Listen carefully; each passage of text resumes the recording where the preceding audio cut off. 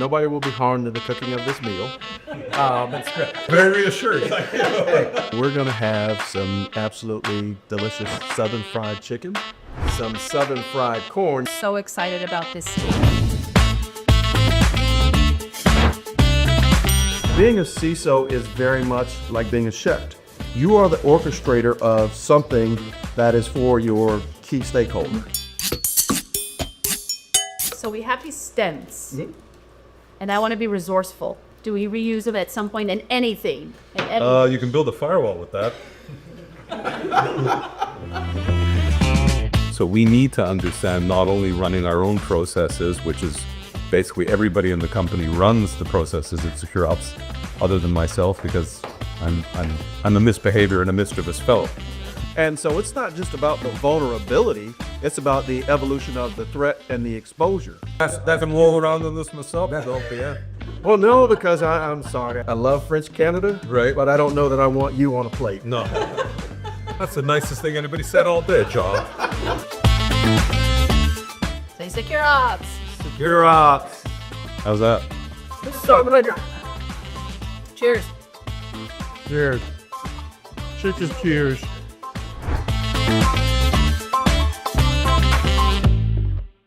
Welcome to another episode of Cooking with CISOs. Today I have two very special guests in the house with me today. I have the one and only John Sapp, and I have the one and only Loren Goldig. Welcome to the show, both of you.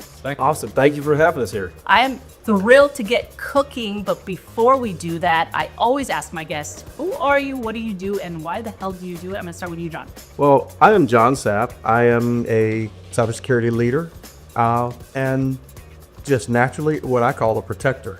Whether it's my family, whether it's the organization I work for, that's what I do. Well, thanks for coming. My pleasure. All right, but Loren, who are you, what do you do, why the hell do you do it? Yeah, figuring that out day by day. So Loren Goldig, I'm the CEO and founder of SecureOps, a Montreal-based company originally, but we're also in Prague in the Czech Republic, as well as Manila in the Philippines. I'm also a protector like John. I love food as well. And in terms of cybersecurity, 26 years in the game, as you could tell by the color of the hair. And for me, it's a true passion. It always has been to protect people's assets.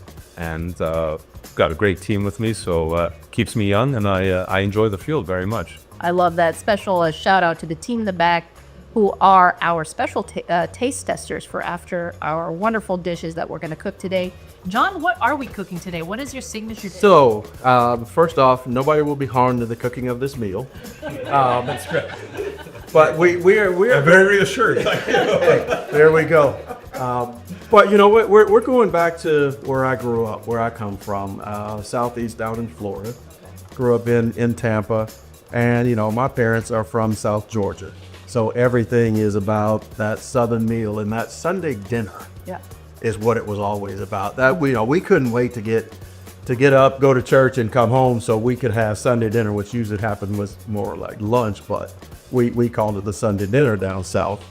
And we're gonna have some absolutely delicious southern fried chicken, some southern fried corn. You notice the theme, right? The South is about everything is fried, but this is a little bit on the healthier side, but it's about the flavor, right? And then we are going to have some pan-seared collard greens. We're taking there are two different ways you can do collard greens. We're going to do them kind of I'll call it the upscale way today, for the purposes of the format of what we got going here. But there's you can do the long boiling 2-hour, 3-hour process, or you can do the quick get it on the table, which usually had to happen. That's how my mother taught me about this. Pan fried collard greens. Beautiful. So, I am absolutely buzzing right now. So excited about these three dishes actually. We can only do one dish, but you brought it all up. We need a meal. You can't do southern dishes without it being a meal. So I love that. Well, Loren and I are your sous chefs. Right. So you put us to work. You let us know how to get started. We have oil that is heating up here so we can fry the chicken, which has been soaking in some buttermilk for a couple hours already. Love it. We have our collard greens, which are washed, corn here. Let us know how we get started. Not all MSSPs are built the same. SecureOps is different. Flexible, transparent, built around your tools with our expertise so you stay in control. For over 25 years, we've proven it, with long-term partnerships built on trust, performance, and accountability. You get full visibility across critical assets so nothing falls through the cracks. That's what real partnership looks like. It's time to modernize your SOC. Less alert noise, faster response, intelligent automation, clear visibility. SecureOps. Proactive security, resilient outcomes. Visit secureops.com to get started.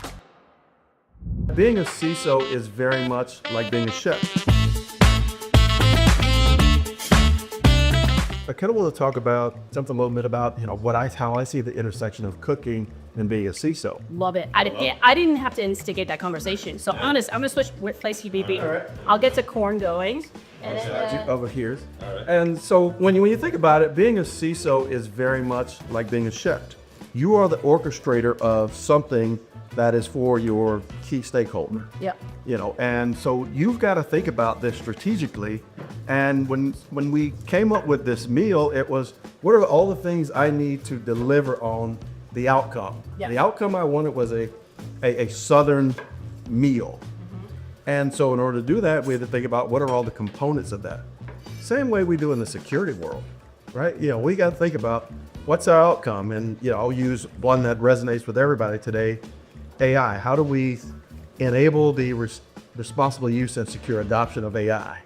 And you've got to think about all the things that it takes to do that. So Right. just a little bit of context for those and kind of how cooking and being a cybersecurity digital defender are really kind of similar, but just different outcomes of what we pursue. Absolutely. Our world is changing in that regard rather rapidly. We actually just gave a presentation at the ISF about that. Not me, one of the smart people in my company. But by the way, am I doing this? You were doing that perfect. Just get the So as you keep doing that, and then I'll take this and I'll stack it over there. Okay. Right. And it's okay that they're a little wet right now, right? Or do we need to dry those? No. We're perfect. No, they are perfect because that is, they'll create a little sizzle when they hit the pan. Yeah. I'm excited because I don't get a lot of Southern cooking up in French Canada in Quebec, They're pretty stuffy about it. So I'm really excited. It's the first time we're playing and it's Southern. Danny is just absolutely killing it on that corn. That is beautiful. Yeah, that's great. I try. I've been practicing for 20 years. You are doing Sounds like you got fast. a career here. If you don't have a strategy, you're kind of going at it ad hoc and flying by the seat of your pants. One of the things that I've came up with was, I realized everything about security, you have to start with a strategy. Because if you don't have a strategy, you're kind of going at it ad hoc and flying by the seat of your pants, which is never a good way to go about trying to protect something, right? Whether it's your family or, digital assets in a technology environment. And so the first thing I think about is, what are all the things that I need in order to protect the environment? Because first thing I want to do is understand why my key stakeholders. And those key stakeholders is everyone in the organization. It is every function of the business. Yeah. They are all my stakeholder, right? And so now the first thing I want to know is what's important to them.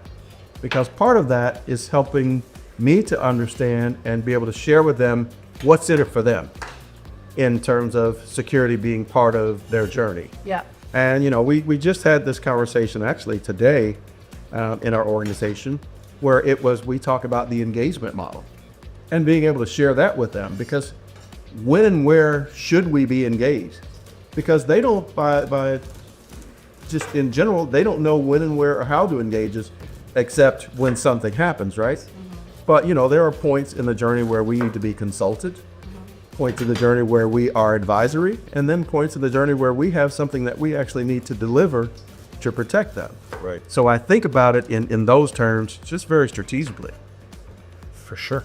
We're a managed security service provider and doing it in a boutique fashion. So we're often like a hybrid solution to companies like that. Yep. So we're fitting around them with a kind of embedded, trusted party performing the operations. So we need to understand not only running our own processes, which is basically everybody in the company runs the processes at SecureOps, other than myself, because I'm a misbehavior and a mischievous fellow. But because everybody else does do that, they've got to not only run all of our processes, they got to run the client's processes as well, and do it in a fashion that everybody collaborates together and it doesn't become rivalries. Yeah. So it's a important exercise to ensure that when we do those things, and I'm sorry, I'm getting away from my job here. This is the right way to do it. The right way, and not to cut your fingers off, especially since I talk with my hand. So, but no, just the point is just that he's 100%, right in what he says. So just imagine when you're doing this as a service provider, you have to do both at the same time. Right. So it's like a double. So like you said, it's a whole meal, right? It isn't just one dish, right? You got to prepare everything. I'll get back to this before I get fired. No, we just won't allow you to eat. We're going to be able to do 3 things at one time now. We are going to be a senior security analyst. Okay, so take me. Well, that's above my pay grade. I was gonna say, like, how do you do multiple things really, really well at one time? So when you think about it, and that's why we need things like managed security services, like SecOps, because when you think about it, there are multiple. Monitoring, detection, and response. It's not just one thing: monitoring, detection, and response. So we've got monitoring on the chicken, we've got detection on the greens, and then we've got response on the corn. I love this though. There we go. And so, so part of that is, as alerts come in, you've got to pay attention to those, but then you've already got things that are in the queue. So now what you're doing is you're paying attention to what did we detect in what was being monitored and what was escalated. And now what does the response need to be? And so that context switching, even though it's all within the context of security, you're switching between those different tasks. Yep. So that's effectively what we're doing here. Great metaphor for our business. It really, that's exactly what it is. And, I would probably say that in what you said, it really keeps us on our toes 24/7. And it really obliges us, as you say, to cook carefully. Now, Loren, you had mentioned beforehand that you guys just launched new E5 capability. Take me through that a little bit. Sure. So that's a Microsoft platform, of course. So what we do is always vendor agnostic, and we work with the tech stack of whatever we find at our clients. As a boutique shop, we can't possibly be in a position to start imposing on our clients that they toss out years of investment in their legacy stuff and tell them that they're not going to leverage the investment that they've already put into it. I mean, look, one of the things we do, and I say this in all sincerity, is we'll go in and look at the tool set that our clients have, and we will often find that the percentage, and it's never 100%, but that sometimes the percentage of leveraging of that tool set is not quite optimal. So we do our best to, suggest that maybe they stop paying for certain renewables of stuff that they're not really using at all, and instead focus on leveraging to get the optimal value they can from their investment, right? That said, in what concerns the Microsoft E5, what we're looking at it's a solution that enables our clients to leverage that without having to dump a lot more funds into it, and to be able. You're all set there, Pep. Yeah, I am. I'm just Probably should put his hands in there. I'm just gonna study. If you put these in the fryer, have a clue, they're gonna be delicious. 26 years, I got a lot of stories. We're gonna be here all day. So, Loren, tell me what you're kind of seeing in the wild in the market. I want to hear what you're, experiencing from customers and your thoughts, opinions, and predictions. I know it's a loaded, That's a loaded question. 26 years, I got a lot of stories. We're gonna be here all day. Well, cheers, first of all. Cheers. Yeah. Well, we see a lot of stuff out there because our clients range from the Fortune 100 of this world to small and medium size enterprise that are not quite doing a local piece of our, but we do, some of the smaller entities as well. So we see a lot of stuff. So obviously, as I talked about previously, the toolkit and leveraging the toolkit is really important, and optimizing the investments really important. There's a presentation that I give sometimes with regard to optimizing your SOC, because we deal with companies who have built up a SOC, decided that they couldn't retain the people, couldn't have the subject matter expertise that they wanted in-house. They were losing tribal knowledge every time they lost staff members, so they looked at carving it out and they outsourced it. They found that they weren't satisfied with their outsourcer. They brought it back in. So it was, and I've heard this from a number of CISOs, right? That it's just a real mess. So unlike this neat process that John is running here, right? So what's the real? Daniel is the orchestrator, by the way. So what's the real answer out there in terms of optimization and security investment? So for us, what it is carving it out, obviously, so that, you know, from your regular, let's say, network outsourcer, IT security has to obviously be a part of that for many reasons, including conflict of interest, but also efficiency of operations. You know, the IT guys are really strong on the uptime of the devices and the appliances and the applications, but they're not really focused on whether it's leveraged, whether it's configured appropriately, whether the log sources are reporting properly, whether the use cases are being answered correctly for what they're looking for, and then are they reacting to all that at the right time with the right priorities and getting to the important information that is leverageable for them as quickly as they can. So all that is a huge challenge, or I'm sure John faces it because all CISOs face it. I deal with a lot of CISOs who are frustrated because they can't necessarily obtain budgets from their board. And they have to report to their board more and more. So it's a hard seat to sit at today's CISO to this day. You know, I don't know if I want to do it. Talking about that a lot. Okay. Well, but when they try to go and get a necessary budget to deal with things, you know, that's CISOs come to say, Loren, how do I present this to the board of directors in a way that I can attract their attention and as such an investment in our security posture? And one of the things I say to them is, did you really look at the business risk? Because people don't understand. In IT security, we're risk managers, just like an insurer. Oh my gosh, you just nailed it. And I'm going to let you finish that point, but I'm going to come back to that because I want to talk to you about the generations of security leadership. That's right. So it's risk management. So what's the business risk? The business risk is your company has 4 factories. If it gets out into the newspapers tomorrow morning that your factories are all shut down because of a cyber attack and that you're not producing, what does that do to your stock price? And is it a permanent downshift or is it a temporary one? So the business risk, even though, you're saying the $1,000, right? That could be a $5 billion hit for the value of a company, or a $50 billion hit.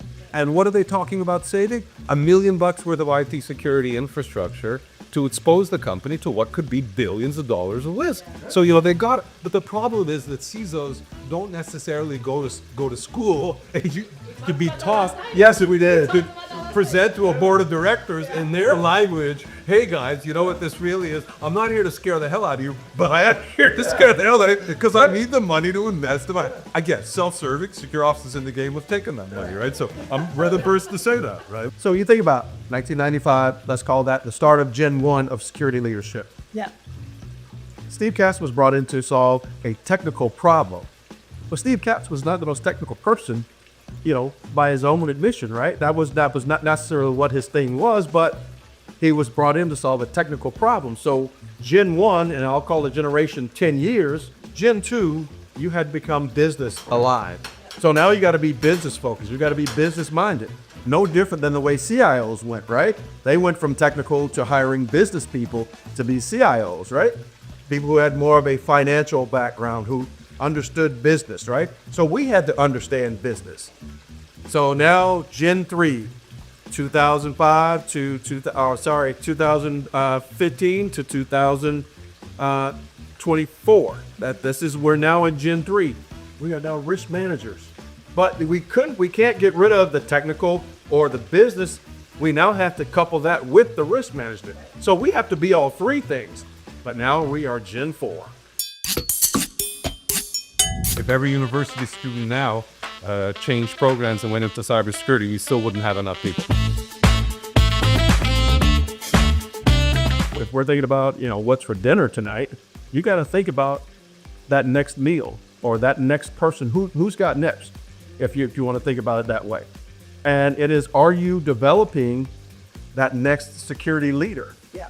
Whether they are in your organization or somebody you are mentoring outside of your organization for an organization somewhere else. Because this is a community at the end of the day. It takes a village And so if we as a village are not grooming and helping that next group of leaders become ready, because today what I see are a lot of people graduate from college and, you know, they'll tell you, I'm ready to be a CISO right now because, hey, I passed the associate CISSP and I've done all these things. And I'm a big shot. I know everything. yeah, I took all the classes. I have heard the. I aced, you know, I was advanced. I was all these things, right? But they have no scar tissue. Yeah. You know, you think about it. sorry. They've never had the experience. And, you know, I borrow from We're battle tested, right? Yeah, you know. not just in what we're right. cooking here. We are beyond knowledge. We now have know-how. Without experience, you don't have know-how. So, you know, it's preparing those. But then it is that next group of folks And that's why who is trying to get into a career. Yeah. How do you help them get started? Because we've seen all of the numbers posted about the number of open jobs that are out there that need to be filled. There's a shortage of cybersecurity professionals. How are we helping those people get to the entry level? Because you look at every intern job posting, it says you have to be a current student. Yeah. But I didn't take the traditional path to get here. I went to a vocational high school, learned to develop software, got to an inflection point in my career. You take those people from a non-traditional path because they have plenty of transferable skills, probably more so than the college student, because they've been out here living life and surviving. I'm ready to taste. We're ready to play. This is like I'm excited about it. This my sleeves are rolled up. I'm very excited. I know like people are salivating in the back there. They're ready. 1, 2. Say cookie with CISOs. Let's tilt a little bit forward. 1, 2. Say SecureOps. SecureOps. I'm using my hands. Re-taste the chicken. Here we go. I'm going for it right All right. Well, see, I'm like Daddy. I just like. All right. really good. Wow, this one's steaming, and this was in the first batch. How's that? This is so good. Cheers. Oh, hang on. Cheers. Cheers. Oh, they're hot. So custard. It is hot, but it is good. Okay, I'm changing my job description. Maybe I should let this go to my head. Okay. Hey, So good. you got a complete meal today. Greens are super. That is fabulous. Oh, You two are always welcome back to the show. okay. Thanks for joining me. Well, thank you for Hey, Manush. What would you change, by the way, of the dish? Any? I wouldn't change anything. I'd chum it with the next one, which Everybody's dying. I don't know what the next dish would be, but you know, we'll figure something. Come on. There you go. Let's get her on their own. See what's going on. Thank All you right. again for coming to the show. It was an absolute pleasure. And if you're interested in joining us on Cooking with CISOs, visit us at cookingwithcisos.com. Thanks for joining us today. Happy eating. It's a wrap.